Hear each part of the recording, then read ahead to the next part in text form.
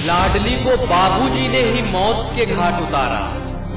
हत्या में नूपुर ने दिया राजेश को सहारा। सुलझ गई उस काली रात की मिस्ट्री, माँ बाप ने ही किया हत्या का कत्ल। नमस्कार, आपके साथ मैं अतुल अग्रवाल हूं। गाजियाबाद की सीबीआई अदालत ने आरुषि तलवार और हेमराज के डबल मर्डर मिस्ट्री पर अपना बड़ा फैसला सुनाया है। अदालत ने इस मामले के मुख्य आरोपी और आरुषि के माता पिता नूपुर तलवार और राजेश तलवार को दोषी करार दिया है। स्पेशल जज श्यामलाल साहब ने फैसला सुनाते हुए राजेश और नूपुर तलवार को आरुषि और हेमराज की हत्या का दोषी मान लिया है। लाडली को बाबूजी ने ही मौत के घाट उतारा। हत्या में नूपुर ने दिया राजेश को सहारा। सुलझ गई उस काली रात की मिस्ट्री, माँ बाप ने ही किया हत्या का कत्ल। आरुषि हेमराज हत्याकांड मामले में आरुषि के माता पिता यानी डॉक्टर राजेश तलवार और डॉक्टर नूपुर तलवार को गाजियाबाद की विशेष सीबीआई की कोर्ट ने दोषी करार दिया है। हत्याकांड मामले में सजा का ऐलान मंगलवार यानी कल किया जाएगा। दोनों लोगों को डासना जेल गिरफ्तार करके भेज दिया गया है।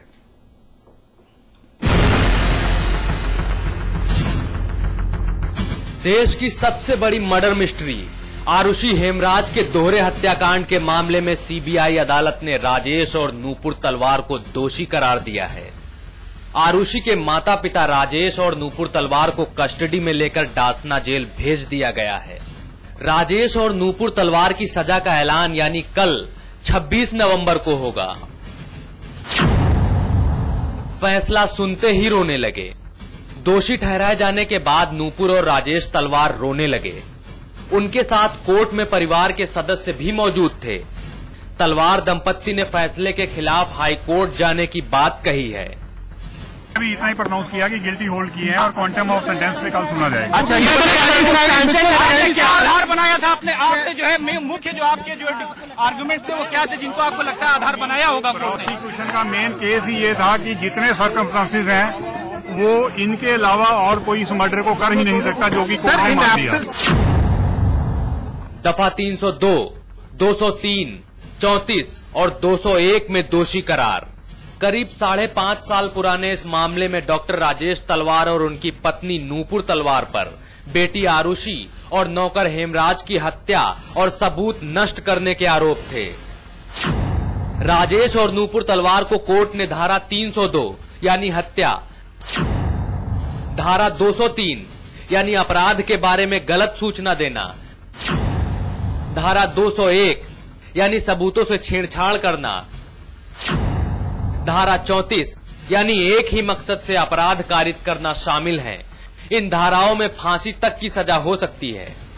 Section 34, section 201, section 34, section 203 IPC में इनको कन्विक्शन कर दिया गया है और सजा पर सुनने के लिए कल के लिए कहा गया है। राजेश तलवार को सेक्शन 302, सेक्शन 34, सेक्शन 201, सेक्शन 34 और सेक्शन 203 आईपीसी। नूपुर तलवार को सेक्शन 302, 34, सेक्शन 201, 34 में, यानी दोनों को 302 में कन्विक्ट किया गया। दोनों को 302 में और 201 में और 34 में कन्विक्ट किया गया है और 203 में केवल राजेश तलवार को किया गया।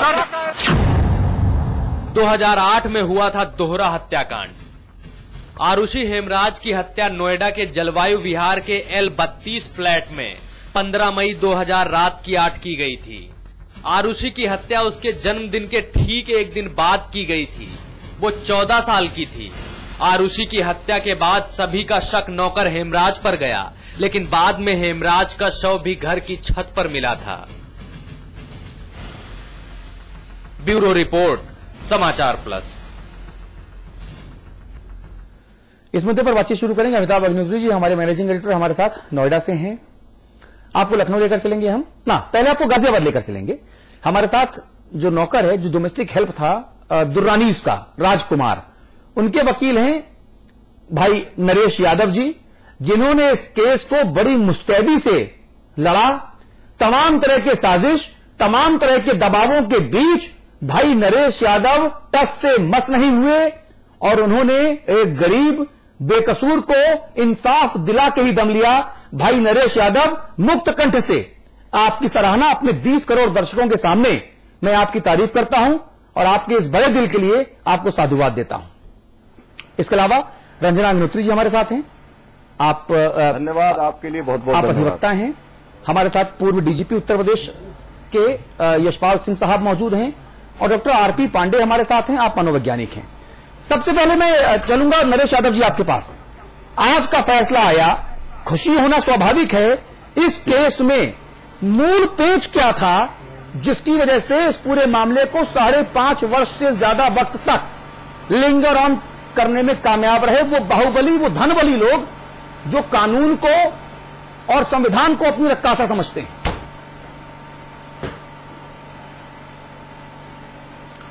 देखिए, सबसे पहले तो मैं ये कहूंगा कि आज के इस फैसले के लिए मुझे बहुत लंबे समय से इंतजार था कि कब ये शुभ घड़ी आएगी जब आरुषि और हेमराज की हत्या करने वाले लोग जेल की सलाखों के पीछे होंगे और कोर्ट से उन्हें दोषी करार दिया जाएगा। तो आज ये समय आ गया है। इस बात के लिए मैं बहुत खुश हूं।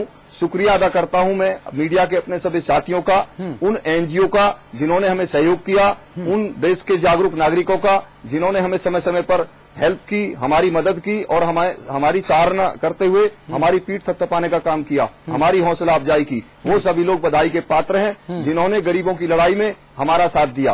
और आज ये लड़ाई नौकरों को बचाने के लिए नहीं थी, ये लड़ाई इंसाफ के लिए थी। और हम चाहते थे कि इंसाफ हो, सत्य का खून नहीं होना चाहिए, सत्य की जीत होनी चाहिए। पेच कहां पर था इस केस में जिसकी वजह से केस इतना लिंगर ऑन हुआ? तो सबसे बड़ा पेच क्या था? वो सबसे बड़ा पेच था अपराधियों का राजनीतिक संरक्षण में होना और अपराधियों का पैसे बहुत ही धनी होना, अपराधियों के पास भरपूर मात्रा में पैसा होना और उनके राजनीतिक संबंधों का होना। इस देखिए, उस समय उत्तर प्रदेश में मायावती जी की सरकार थी और ये मैं अपनी तरफ से नहीं कह रहा हूं बल्कि जग जाहिर है कि डॉक्टर राजेश तलवार के मायावती जी से घनिष्ठ संबंध थे और उन्होंने उस राजनीतिक संबंधों का फायदा उठाते हुए नोएडा पुलिस पर भरपूर दबाव बनाया और इस केस के जो सबूत थे उनको नष्ट कराने में उस पुलिस के सहयोग से ही वो सबूत सब नष्ट हो सके थे। तो ये बात आपको कैसे पता चली कि मायावती जी से घनिष्ठता थी और मायावती जी का दबाव था इस केस को मटिया मेट करने में? ये आपको जानकारी कहां से मिली? ये सब जानकारियां हमारे पास उपलब्ध हैं। जब आप हमारे पास आकर के बैठेंगे हम आपको रिकॉर्ड की जो सारी चीजें हैं वो दिखा देंगे। अरे 20 करोड़ दर्शक आपको देख रहे हैं, सुन रहे हैं भाई साहब, अभी बताइए, ज्यादा मजा आएगा। कोई बात नहीं कहना चाहता। अभी स्थिति यह है कि डॉक्टर तलवार दंपत्ति जो है ये एक अच्छे डॉक्टर बताए जाते हैं, डेंटिस्ट अच्छे बताए जाते हैं और एक अच्छे डेंटिस्ट होने के नाते इनके बड़े बड़े राजनीतिक लोगों के ये डॉक्टर रहे हैं और राजनीतिक लोगों के डॉक्टर होने के कारण ही उनसे घनिष्ठता रही है। एक दो लोगों के नाम बता दीजिए प्लीज अगर आप जानते हो तो।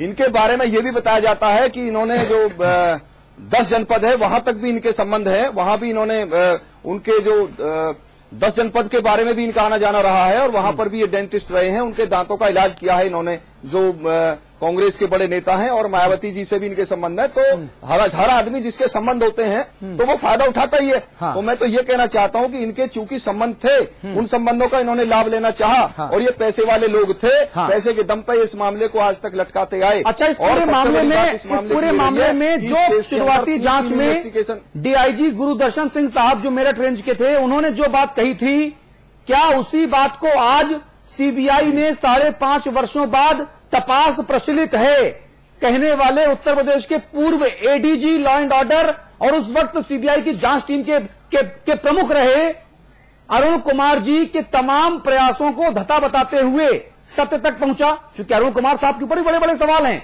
उन्होंने नौकरों को बरगलाया था, उन्होंने उनको घूस की ऑफर किया था, ये नार्को में साफ है। देखिए,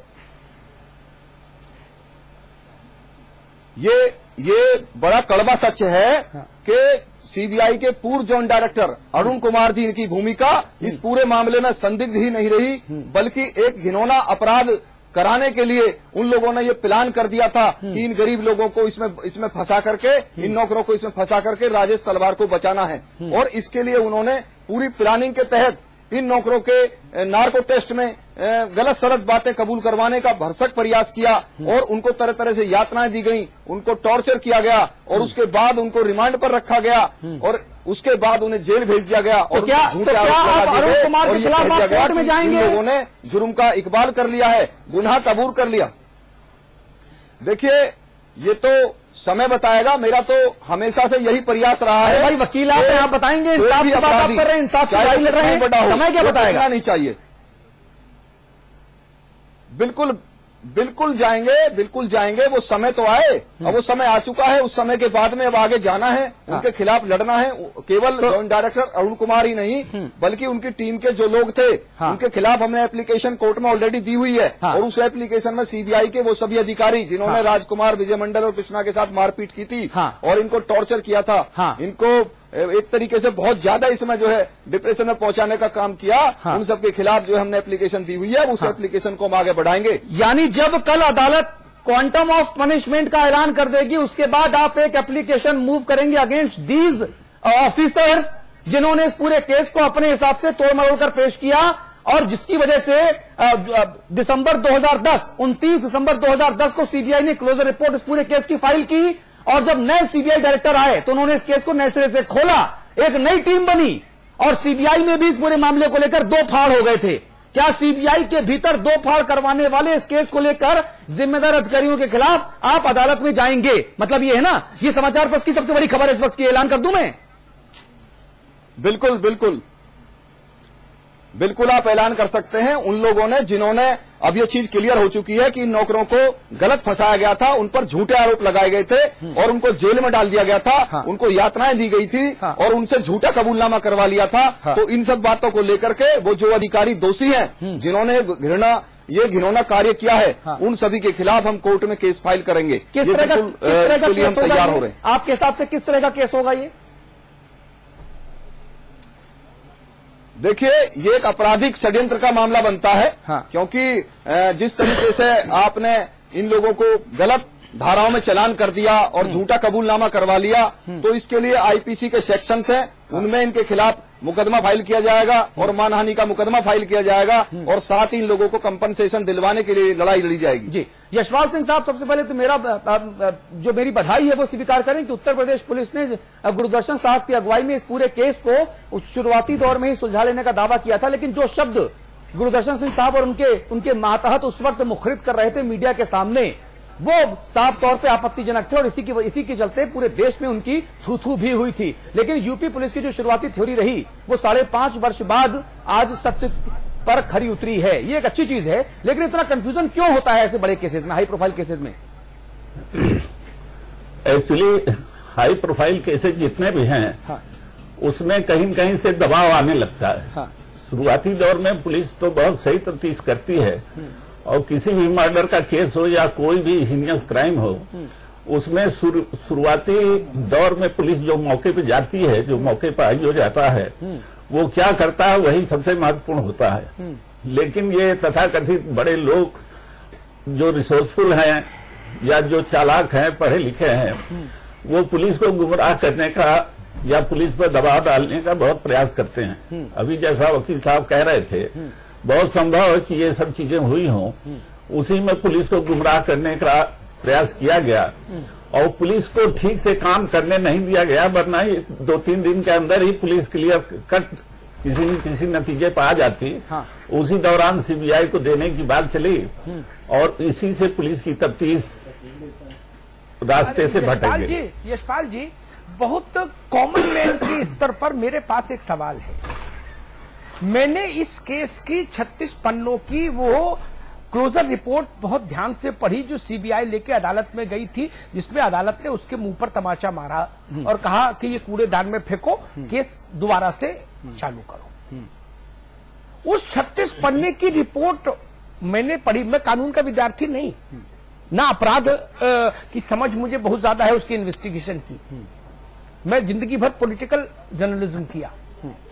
मैं इस नतीजे पर पहुंचा कि 200% मारने वाले यही दो लोग हो सकते हैं, माता और पिता, कोई तीसरा नहीं। 200%। और एक बात कहूं, आज पहली बार मेरी बिटिया है, कक्षा 6 में पढ़ती है यशपाल जी, मेरी टेबल पर रखी थी, वो भी पढ़ गई। उसको पढ़ने के बाद 6ठी कक्षा में पढ़ने वाली बच्ची ने कहा कि पापा ये तो केवल उसके माता पिता ही मार सकते हैं और कोई नहीं।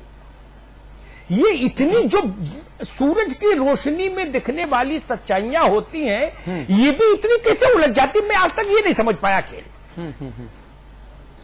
अभी यहां समय नहीं, मेरे पास आधे घंटे का समय है, बहुत पैनल है, वरना मैं 100 चीजें बताता कि 100 चीजें चिल्ला चिल्ला के कह रही थी पहले ही दिन कि भैया यही 2 लोग हैं और कोई तीसरा नहीं।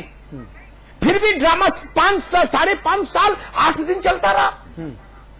ये वकील वो वकील, ये गवाह, ये कैमरा, ये साक्ष्य वो साक्ष्य, फाइल दर फाइल।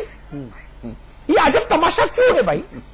ये केवल आरुषि में नहीं, हर क्रिमिनल केस में मैं यही तमाशा देखता हूं। सूरज की तरह साफ है चीजें, इसमें तो 100-200 चीजें जो आदमी वो क्लोजर रिपोर्ट पढ़ेगा वो खुद सीबीआई पर थूकेगा कि भाई इतने साक्ष्य होने के बाद भी क्लोजर रिपोर्ट मत लेके आए हो।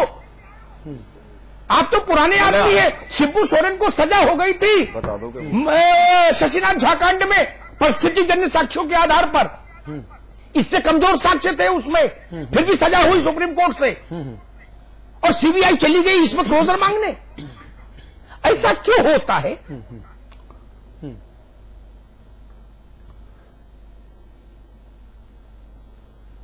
यशपाल जी, नहीं, आपकी बात से मैं 100% सहमत हूं, क्योंकि ये पहले दिन से ही देखिए तफ्तीश की जो सबसे बड़ी बात है, जैसे ही हम लोग मौके पर जाते हैं तो यही देखते हैं कि इस मकान में एंट्री कैसे हुई। अगर एंट्री फोर्स्ड है तब तो कोई बाहर से आया, अंदर का कोई कनाइवेंस नहीं है, लेकिन अगर एंट्री फोर्स नहीं है तो इसका मतलब अंदर से कनाइवेंस है। यशपाल जी, इससे भी बड़ा एक बात कह दूं, मैं तो बहुत व्यवहारिक बात कहता हूं क्योंकि कानून तो समझ आता नहीं मुझे। इनका मकान है, छोटा सा फ्लैट है, ये एटा टापा फरुखाबाद जैसे मकान नहीं, इस मोहल्ले से उस मोहल्ले वाले कि सुनाई न दे, फ्लैट है इनका तलवार का। बगल के कमरे में बिटिया सो रही, उसके बगल में माता पिता। मुर्गा काटो तो फड़फड़ाता है, पूरे घर में कूदता है, हंगामा कर देता है। बकरा काटो तो हंगामा कर देता है, सुअर काटो तो हंगामा कर देता है, 4 मोहल्ले में सुनाई देता है। गलत बोलूं तो टोकिएगा। ये बिटिया मर गई और नौकर मर गया, और बगल के कमरे में जब प्लाई का पार्टीशन साला, वहां रहने वाला आदमी कह रहा मैंने सुना नहीं जी, मैंने सुना नहीं, हम लोग नींद में थे, और इंटरनेट का रिकॉर्ड बता रहा है कि इंटरनेट पर काम हो रहा था। यही पर्याप्त तो नहीं था 2-2 मारने के लिए, 2-2 गाल पर लगाने के लिए पर्याप्त तो नहीं था क्या प्रमाण? नहीं, बिल्कुल सही आप 2 मौत हो गई जवान, और लोगों ने एक निश्चित भाव से कहा कि अच्छा मुझे मारने आए हो, मैं आंख बंद कर रहा हूं, प्लीज मुझे मार लो, मैं बोलूंगा नहीं। ऐसा दुनिया में कहीं हुआ क्या? आप लोगों ने तो एनकाउंटर किए होंगे, एनकाउंटर में भी हल्ला मचता है। बिल्कुल सही आप कह रहे हैं, इसीलिए नरेश यादव जी जो एडवोकेट साहब हैं जो बात कह रहे हैं, इनकी बातों में दम है कि निश्चित रूप से इसमें कहीं न कहीं से कोई दबाव था या इसे गुमराह करने का प्रयास किया गया। हाँ। क्योंकि जो तफ्तीश है इस केस की कोई ऐसी कॉम्प्लिकेटेड तफ्तीश नहीं थी जो इतना समय लगा, इतना उलझन पैदा हुई, और अल्टीमेटली सीबीआई भी इस नतीजे पर नहीं पहुंची कि इसमें चार्जशीट ही दे, हाँ। क्लोजर रिपोर्ट दे रही है। ये तो कोर्ट को बधाई दी जानी चाहिए कि कोर्ट ने स्वयं संज्ञान लेकर के हाँ। इस केस को आगे बढ़ाया और सजा के नौबत आई। थोड़ी बधाई मीडिया को भी दे दीजिए कि अगर मीडिया वाले चिल्लाते नहीं तो शायद कोर्ट भी स्वतः संज्ञान लेने में इतनी जल्दी ना करता।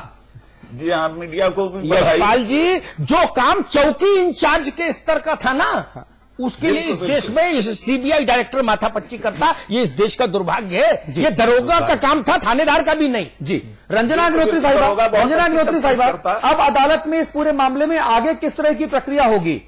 जैसे कि आज ही कह दिया गया डिफेंस काउंसिल की तरफ से, वो सत्य कीर्ति सिंह हैं और मनोज सिसोदिया साहब हैं, इनकी तरफ से आज ही चिल्ला कह दिया गया कि साहब ये तो फैसला हमें स्वीकार्य नहीं है, हम तो अपीलेट कोर्ट में जाएंगे, हाई कोर्ट में जाएंगे जी, हम वहां पे इसके खिलाफ याचिका लगाएंगे, हम जमानत लेंगे। अब आगे किस तरह की कानूनी प्रक्रिया होगी आगे, जरा समझाइए हमारे दर्शकों को प्लीज। नहीं, अब हाई कोर्ट में इनके लिए अपील का फोरम, और उसके बाद फिर सुप्रीम कोर्ट में फोरम तो खुला ही है। हाँ। और जब फोरम है तो अगर ये जानना चाहते हैं, अगर इन्हें कहीं से भी लगता है कि इनके साथ न्याय नहीं हुआ तो इन्हें अवश्य जानना चाहिए। अरे भाई किसी का वही बोल लगता है कि निश्चित अदालत से उसको न्याय मिला। ठीक बात है, ठीक है, वही बोल रहे हैं कि फोरम तो है, फोरम में। अरे भाई, कसाब को भी नहीं लगा कि मैं हत्यारा हूँ, कसाब भी ऊपर तक गया और चिकन मलाई खाता रहा देश में।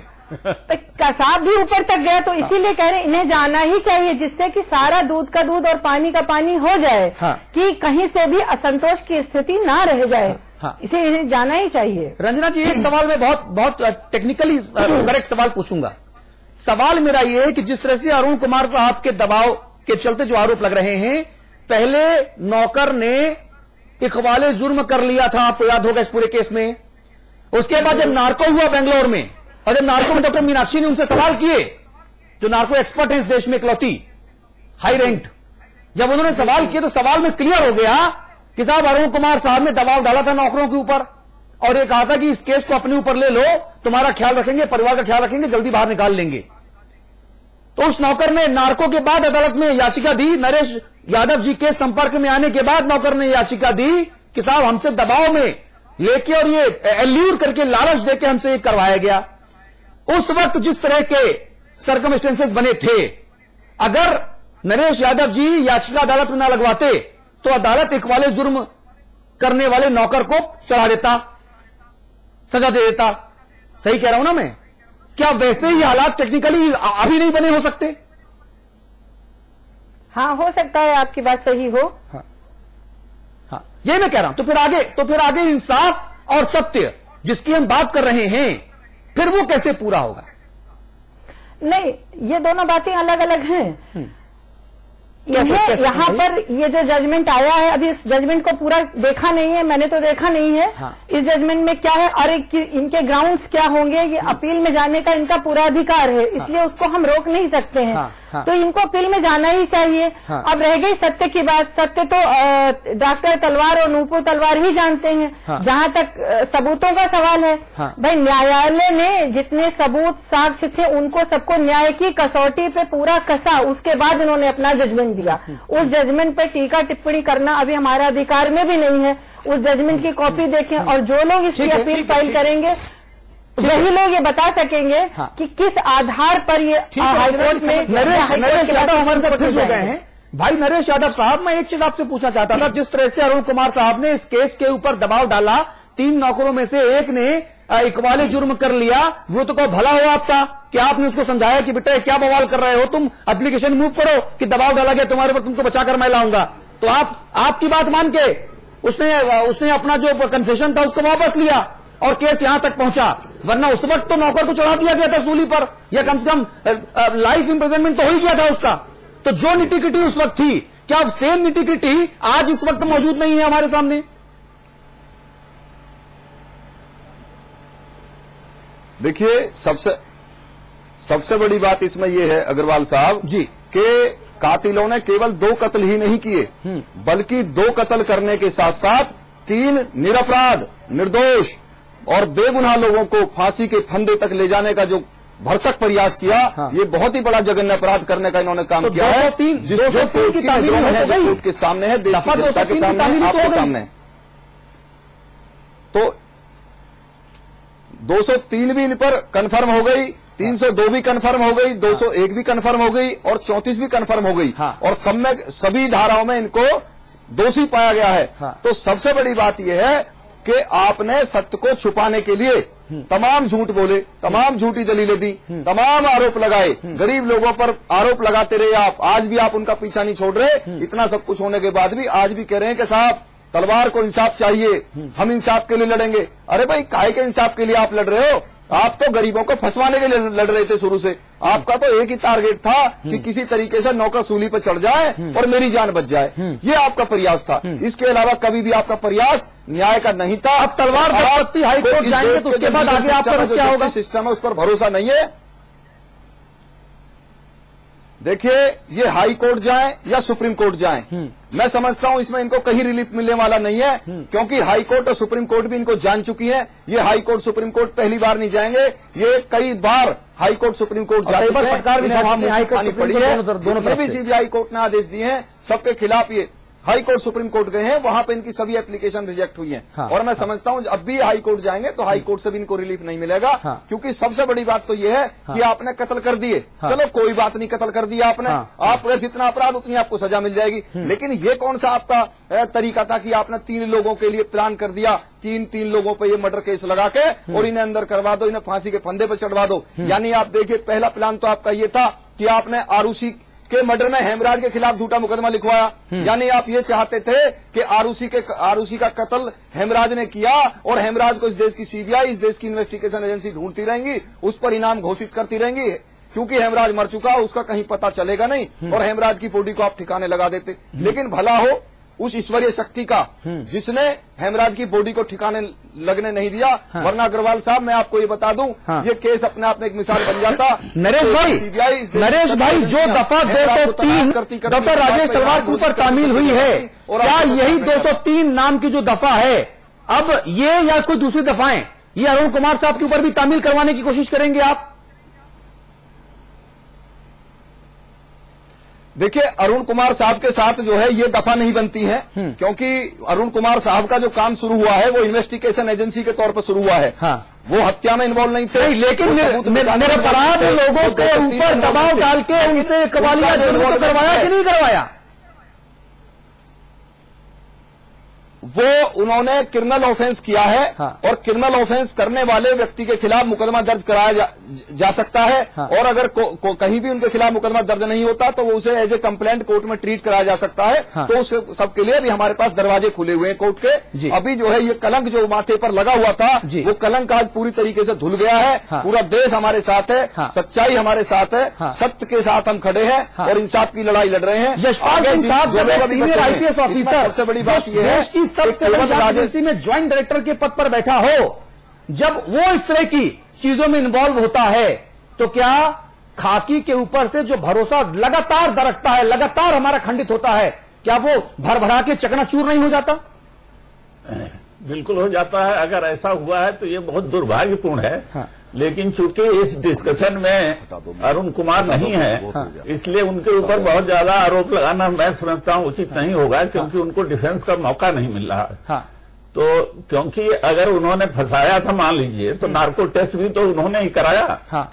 तो इसलिए बिल्कुल उनको दोषी समझ लेना। हाँ। बहुत नहीं यशपाल साहब, मैं दोषी समझने वाला या दोषी घोषित करने वाला कोई नहीं होता। मैं एक अदना सा पत्रकार हूं, अपनी जिम्मेदारी केवल सवालों और संदेह के दायरे तक सुरक्षित रखता हूं। मुझे पता है मेरा नैतिक कर्तव्य क्या है। मैं केवल संदेह पैदा कर रहा हूं, मैं केवल सवाल उठा रहा हूं कि अगर ऐसा है तो फिर वो जो निटी-गिटी है उस पॉइंट को हमने क्यों छोड़ा हुआ है? नहीं, ये तो बहुत बहुत दुर्भाग्यपूर्ण है और डिपार्टमेंटल एक्शन भी हो सकता है उनके ऊपर। हाँ। अगर कोर्ट में कोई सजा नहीं हुई उनको, हाँ। तो डिपार्टमेंटल एक्शन तो हो ही सकता है। हाँ। लेकिन मेरा कहना केवल यही है, हाँ। कि चूंकि उनको बचाव का मौका नहीं दिया जा रहा इस पैनल में, हाँ। तो इसलिए उनके ऊपर बिल्कुल सारा आरोप मान लेना, क्योंकि अल्टीमेटली नार्को टेस्ट भी उन्हीं के कहने से हुआ। तो नार्को टेस्ट करके वो इस बात को असरटेन करना चाह रहे थे कि ये लड़के सही बोल रहे हैं कि नहीं बोल रहे हैं। जब उन्होंने देखा कि ये सही नहीं बोल रहे थे और किसी न किसी दबाव में बोल रहे थे, तो खुद सीबीआई ने ही निर्णय लिया कि हम चार्जशीट नहीं लगाएंगे, क्लोजर रिपोर्ट दिया। इसलिए सीबीआई की ऑनेस्टी पे बहुत ज्यादा सख्त तो नहीं किया जा सकता। ये तो कोर्ट ने स्वयं संज्ञान लेकर के इस केस को चलाया है और सारी क्रेडिट कोर्ट को और मीडिया को ही मिलती है। ठीक है। डॉक्टर आरती पांडे, मुझे बताइए, जब एक पिता और एक मां जिन्होंने अपनी बच्ची को 14 वर्षों तक बहुत लाड़ प्यार से पाला हो और वही जब इस तरह का ऑनर किलिंग या जिसको मैं अपने शब्दों में हॉरर किलिंग वो लोग कर देते हैं, तो किस तरह की मनोस्थिति बनी रहती है उनकी इस वक्त? देखिए, ऐसा है, मैं यहाँ ये कहना चाहूंगा कि हाँ। उसका जो नर्चर हुआ है वो बेसिकली सर्वेंट्स के द्वारा ही हुआ है। ठीक है। क्योंकि ये दोनों लोग बिजी रहते थे सुबह से लेकर रात तक। हाँ। इनकी डबल पर्सनालिटी थी, बाहर इनका व्यक्तित्व अलग था, घर के अंदर इनका व्यक्तित्व अलग। स्प्लिट पर्सनालिटी, इसको डबल पर्सनालिटी कह दें तो ज्यादा अच्छा होगा। अच्छा। इसलिए कि स्प्लिट पर्सनालिटी होती तो मर्डर से पहले एक्सपोज होती। ओके ओके ओके जी। इसलिए ये डबल पर्सनालिटी से जीते थे। बाहर इनका एटीट्यूड डिफरेंट था, अंदर इनका एटीट्यूड डिफरेंट था। जी। बच्चे का नर्चर सर्वेंट्स के द्वारा हुआ। जी। ये मेरा अपना ओपिनियन है। जी। किस प्रोवोकेशन पे एक इम्पल्स हुआ, एक उत्तेजना हुई और मर्डर हो गया। उस मर्डर को हाइड करने के लिए सारे प्रोसेस इन्होंने अडॉप्ट किए and for that he has been convicted. जी ठीक है, अमिताभ अग्निहोत्री जी संवाद की टिप्पणी प्लीज। जब ये कन्विक्ट हो गए के लिए ये अपना जो है प्रोसेसिंग कर रहे हैं। देखिए इसमें 2-3 बातें हैं, बाकी तो 5-5.5 साल से एक केस लगातार जेर बहस है, कुछ इसमें कहने सुनने को ज्यादा बचता नहीं। यशपाल जी ने कहा सीबीआई पर बहुत शक मत करिए। मैं इंडिविजुअल अधिकारियों की बात नहीं करता। सीबीआई ने जब क्लोजर रिपोर्ट मांगी तो उसने राजेश और नूपुर के लिए भी क्लोजर मांगा था यशपाल जी। जब सीबीआई की स्पेशल कोर्ट के जज ने वो रिपोर्ट उसके मुंह पर फेंक दी सीबीआई के वकील के, और कहा कि कैसी बात करते हो भाई, इसलिए शक है। हालांकि वो किस्सा मुझे पता ऑफ द रिकॉर्ड, जांच करने वालों ने क्लोजर नहीं मांगा था। वो तो गए थे सीबीआई के अपने से वरीय अधिकारी के पास और उन्होंने कहा था कि इसमें केस बनता है, लेकिन उन्होंने अपने विशेषाधिकार का प्रयोग करके कहा कि नो क्लोजर मांगो, बात खत्म हो गई। यस सर, पुलिस में तो यस सर का सिस्टम है। एसपी कुत्ता टहलवाए तो ठीक और चेक पोस्ट पे खड़ा कर दे तो ठीक, डर होगा तो यस सर बोलेगा जय हिंद सर, जय हिंद सरकार। तो उन्होंने विचारों ने कह दिया कि जय हिंद, हमें क्या गाली खानी है, यहां खाऊं और चाहे कोर्ट में खाऊं, कोर्ट में खा लेंगे सरकार। तो वो कोर्ट में गए, कोर्ट में उनको जो अपमानित होना था वो हो गए, राष्ट्रीय स्तर पर सम्मान समारोह हो गया उनका, हम लोगों ने देखा। वो विषय नहीं है। विषय ये है, मैं इसको भी कोई बहुत अद्भुत घटना नहीं मानता। ये दुर्लभतम कांड नहीं है। पश्चिमी उत्तर प्रदेश से हरियाणा के मेवात वाले इलाके में चले जाइए, ऐसे सैकड़ों केस हैं जहां लोगों ने अपनी बेटी दामाद को मार दिया, बेटी और उसके प्रेमी को मार दिया, और इससे जघन्य तरीकों से मार दिया। ये पहली घटना नहीं, लेकिन वो लोग सजा पाए, इतना छल छद्म नहीं किए, सरकारें और सिस्टम उनके फेवर में खड़े नहीं हुए इस कदर जितने राजेश के पक्ष में खड़े हुए। ये मूल मुद्दा है मेरे लिए। किसी ने अपनी बेटी मार दी तो मैं पहली बार सुन रहा हूं क्या? हजारों केस मेरे संज्ञान में है, मेरे जहन में है। इससे जघन्य ढंग से लोगों ने मार दिया, तेजाब पिला दिया, तेजाब डाल के जला दिया बेटी और दामाद को जी। ये सब हुआ है इसी देश में, इसी उत्तर प्रदेश में, इसी हरियाणा में, राजस्थान के कुछ इलाकों में। ये इसलिए अद्भुत घटना नहीं थी मेरे लिए, लेकिन पूरा सिस्टम उसके पीछे खड़ा हो जाए बचाने के लिए, और 3 गरीब की सूली पर चढ़ा दे सिर्फ इसलिए कि वो गरीब हैं, उनका कोई माई बाप नहीं, वो किसी नेता मंत्री अधिकारी आईपीएस अधिकारी को जानते नहीं, किसी दरोगा सिपाही से उनकी दोस्ती नहीं। नौकर होना गुनाह हो गया, पाप मालिक करे, फांसी का फंदा नौकर के गले में डालेंगे। ये बड़ी घटना है मेरे लिए। इस केस ने हमको सिखाया कि ताकतवर लोग किस कदर नीचे गिर सकते हैं। इस केस ने हमको बताया कि सत्ता पैसे वालों के पीछे कैसे चेरी बनकर चलती है, दासी बनकर चलती है, ये हमको पता लगा। हमने इसमें देखा कि कंधे पर अशोक की लाठ रखने वाले लोग कैसे बौने हो जाते हैं। हमने देखा इस केस में 5.5 वर्ष में अशोक की लाठ। यशपाल जी, अशोक की लाठ भारत के प्रधानमंत्री को भी उपयोग के लिए नहीं मिलती है अपने सर पर, सिर्फ आपको मिलती है, आपकी जमात को मिलती है। हमने देखा अशोक के लाठ का अपमान होता, उसको बिकता हुआ सरे बाजार इस केस में, निठारी केस में। इसलिए ये केस महत्वपूर्ण है, इसलिए इन पर बहस होनी चाहिए। ये 1,302 का मामला नहीं है। उत्तर प्रदेश में तो एक दिन में 15,302 होते हैं, क्या बड़ी बात है, होते ना यशपाल जी। और ये बात भी अरुण कुमार साहब नहीं कही थी, 15 होते हैं, कोई दिक्कत नहीं। लॉ एंड ऑर्डर की स्थिति खराब है, लेकिन ये इसलिए महत्वपूर्ण है एक मामला क्योंकि इसने बड़े बड़ों को बेनकाब कर दिया।